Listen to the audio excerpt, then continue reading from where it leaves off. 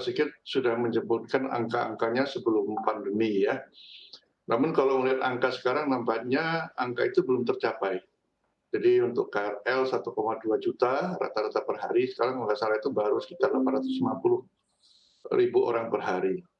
Transjakarta yang dulu 1 juta masih di bawah itu. Nampaknya ini sebagian masyarakat masih enggan menggunakan angkutan umum. Bisa jadi juga kalau menggunakan KRL di pagi hari itu juga berdesakan, tidak mau seperti dulu lagi. Nah, sehingga mereka melimpahkannya kepada aktivitas di jalan. Memang harus kita akui kapasitas angkutan umum kita untuk kalau kota Jakarta cakupannya sudah cukup bagus lah, kalau nggak salah itu 92% ya, cek lingkup dan sebagainya. Tapi bagaimana orang-orang yang dari Bodetabek ini memang masih kurang, gitu ya. Ya memang sebentar lagi nanti ada LRT Jabodebek. LRT Jabodebek itu kira-kira mungkin sekitar 400 ribuan mungkin ya. Itu kalau bisa menarik ya, itu bulan Juli. Tapi ini memang harus ditambah juga, makanya dengan ada Trans Royal, ya Royal Transjakarta namanya. Nah, ini juga menjadi perhatian karena sebagian masyarakat mungkin merasa takut menggunakan angkutan umum. Limpah ke jalan raya ini yang paling besar memang pengguna sepeda motor. Sepeda motor itu sekitar 75% sekarang, totalitasnya begitu. Nah memang ada ketimpangan kapasitas angkutan umum yang dilayani di kota Jakarta dan wilayah pendukungnya. Nah sekarang adalah bagaimana meningkatkan kapasitas dari daerah pendukung itu. Ya. Nah, jadi nanti kalau seandainya nanti ERP-nya digerakkan, nah kapasitas pendukung tadi sudah bisa mencukupi, artinya masyarakat pendukung di wilayah pendukung itu bisa punya alternatif tidak seperti sekarang ini, gitu. Tapi yang jelas penambahan kapasitas jalan sudah tidak mungkin lagi.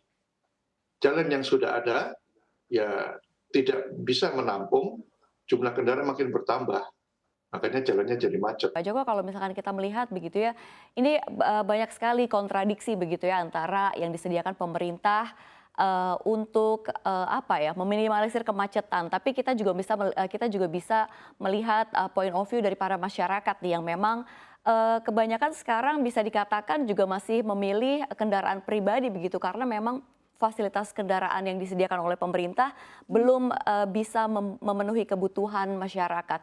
Ini seperti apa sih Pak kalau misalkan untuk win-win solution-nya nih agar bisa memang memberikan masyarakat kepercayaan untuk bisa beralih dan bisa mengurangi kemacetan tentunya? Begini, kalau strategi untuk menata transportasi kota itu ada namanya transport demand management. Di dalamnya itu ada push and pull strategi ya. Untuk kota Jakarta, pull-nya itu adalah push strategi menjadikan public transport. Dan itu cakupannya sudah 92%. Nah, artinya kalau dari rumah, coba aja Mbak Safira, kalau tinggal di Jakarta ya, Mhm. kira-kira 500 meter dapat nggak angkot? Angkot dalam arti ya, cek lingko lah gitu ya. Ya. Nah, namun kendala di Indonesia itu adalah pertama menghadapi serbuan sepeda motor. Sepeda motor itu virus racun itu bukan angkutan umum. Di negara lain tidak seperti itu. Orang naik sepeda motor mendapatkan sangat sulit sekali, selain mahal, pajaknya mahal, asuransinya mahal. Kita tuh mudah dan murah. Ya, meskipun kita tahu risikonya cukup tinggi, kecelakaan tinggi, tapi tetap aja seperti ini. Kemudian yang kedua, push-nya. Push strategi itu kebijakan yang tidak mau mungkin ya tidak populer untuk bagi kepala daerah. Jarang yang mau seperti itu. Sekarang push strategi contohnya kebijakan dulu ada 3 in 1. Diganti juga ganjil genap, di sela itu ada dilarang sepeda motor. Karena pelarangan sepeda motor sudah cukup bagus tuh. Tapi dalam menarik massa akhirnya ya dihilangkan. Ya. Nah, sekarang kita lihat push-nya mau apa? ERP. Nah, ERP itu sebenarnya tapi bukan satu, tapi itu cukup ampuh ketimbang saya pikir menggunakan 3 in 1 maupun ganjil genap. Namun kan sekarang penolakannya cukup banyak. Penolakan dalam arti sebenarnya kalangan tertentu juga. Bukan semuanya menolak, enggak, itu kalangan atas yang sudah nyaman atau kelompok-kelompok tertentu dimanfaatkan, diperalat, suruh demo sana sini. Gitu ya. Nah ini kan sekarang sudah diberikan pada dewan.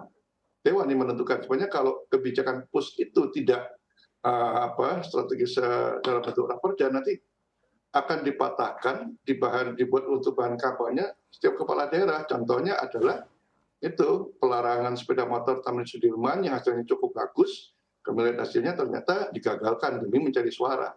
Akhirnya kan jadi jelek kembali kan, begitu. Dan memang intinya di Indonesia itu ngembangin public transport bagaimana kita perang melawan industri sepeda motor yang memang sangat-sangat ya menyamankan kita semua. Tapi di balik itu inflasi kita makin tinggi, sulit untuk dikendalikan. Ini ada pengaruhnya kok.